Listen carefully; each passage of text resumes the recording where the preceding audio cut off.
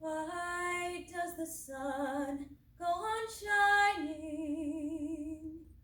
Why does the sea rush to shore?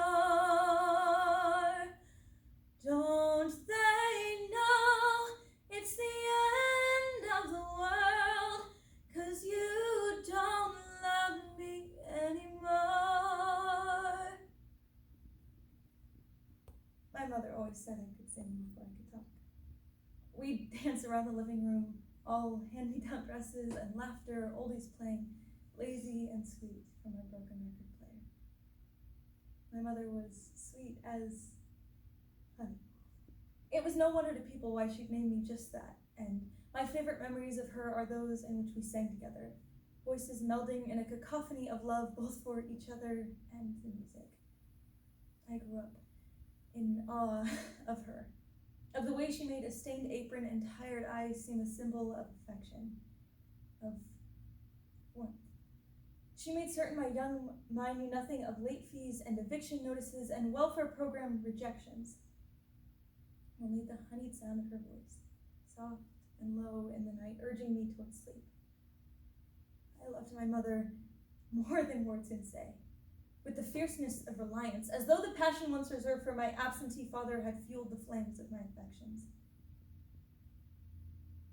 On the day that she died, the unbridled optimism that I had enjoyed, that she'd always told me brightened a room, grew just that much dimmer.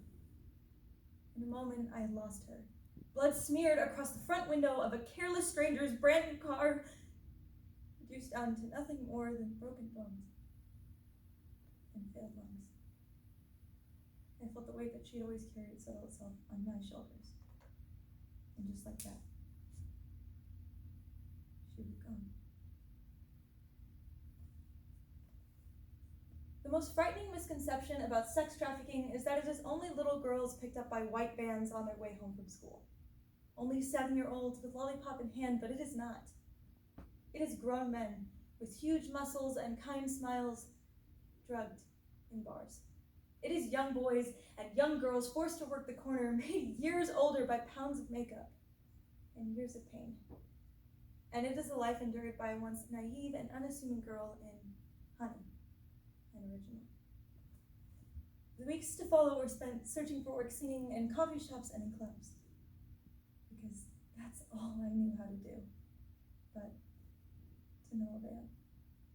It was only a month after my mother's passing that the man approached me, his hair slicked back in a way that seemed vile and disgusting, a cigarette hanging loose and taunting from his cracked lips.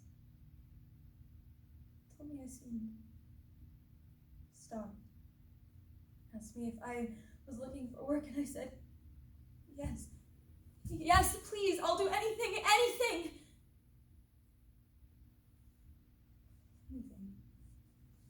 said I'd do anything. I had no idea how I'd regret those words in the months to follow, how often I'd wish I could reverse time and take back what I had said to that disgusting man.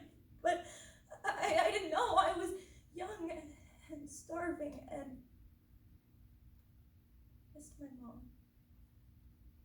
I didn't know not to follow him to that dingy motel. I didn't know not to drink the water he offered. I didn't know not to follow him down that dim hallway and into that dark room. I didn't know that kind of thing happened to 16-year-old girls. I didn't know. I didn't know until the next morning that I had been drugged. The first thing I noticed was the cold. My temple throbbing in pain as icy air prickled my skin. My old coat and worn jeans had been replaced by a body-hugging top. My bottom half covered solely by a pair of old cut underwear slipped back up my legs sloppily as though they'd been torn off. I felt dirty, disgusting even, and I struggled to focus on the man's voice in my drugged haze. Slipping his belt back through the loops, he told me I should feel lucky that he'd knocked me out first. That I should feel lucky. And then he shrugged his shoulders and walked out of the room as though his words deserved little more than nonchalance, the lock clicking in place behind him. I felt my chest tighten as realization dawned on me in waves, and suddenly singing my mother's music wasn't enough anymore. How did I get here? What am I going to do? Mom, please come back. Please don't leave. I'm sorry. I'm sorry.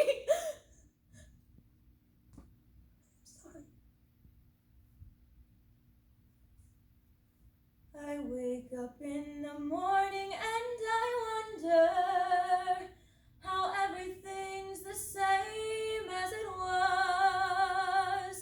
I can't understand, no, I can't understand how life goes on the way it does. The months to follow were spent covered in bruises. My stomach and grit growing ever smaller, the hands of lustwoman groping my body as if to remind me that my skin was no longer my own. They'd stumble through the door, reeking of booze and infidelity, the lock clicking in place behind them with a vacant finality. Those men defiled more than simply my body. They stripped me of things far, far beyond my clothes, and I could feel my mother slipping further and further away from me. The days and nights seemed to all blur together, so when a man as wretched as the rest came stumbling through the door, nothing seemed out of place in my routine. He seemed angry, almost murderous, and a fear even greater than before settled itself in my stomach. In a moment, his hands were around my wrists, slamming me up against the wall before I could catch my breath, and suddenly he was everywhere, in my mouth, and working his way beneath my skin, and catching his grubby fingers in my hair. I was used to the rough carelessness, used to the absence of all affection, but wasn't used to the hand around my throat. And after a couple moments, I began to panic, pulling at his fingers before in desperation I kneed him in the groin. And it was as though I had unleashed some kind of monster. He came at me so fast, pulling a switchblade from his back pocket and flicking it open. What ensued was an entourage of fists and feet and belt flying into me over and over again. I could hear my bones snapping, my will fading into the night. Cold and hard in the pit of my stomach, and it felt like the end of the world, of my world, but all I could see was white lights, and I heard voices, and all I could think was, Mom, I'm so sorry. I'm so sorry. I'm sorry. I'm sorry.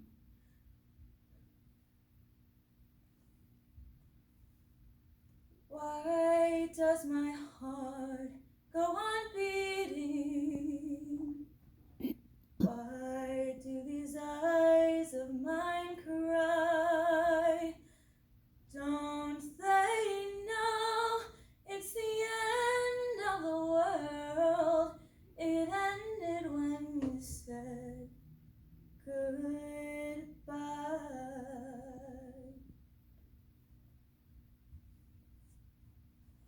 I don't think anyone expected me to say that. Especially not me. The police officer that had found me sat in the corner of my room, waiting patiently, calling in a nurse the moment that my eyes flared open. The fact that I am alive is a miracle. The police force had been attempting to put a stop to the sex trafficking I'd been a part of for months, and it just happened to do so moments after I'd been left to bleed out on the dingy carpet of that damn motel room. Even I can't believe it sometimes. And all I can remember is throwing my arms around him and sobbing. I remember feeling love for the first time in 8 months, and then I remember my mom. The way I had never been so sure of her love for me. So sure that she'd been there the entire time, so sure that she is the reason I'm alive. For the first time, the memories of her which overcame me were joys, not bitter and guilt-inducing. This was not the end of my world, not even close. My mother in my heart, life can still be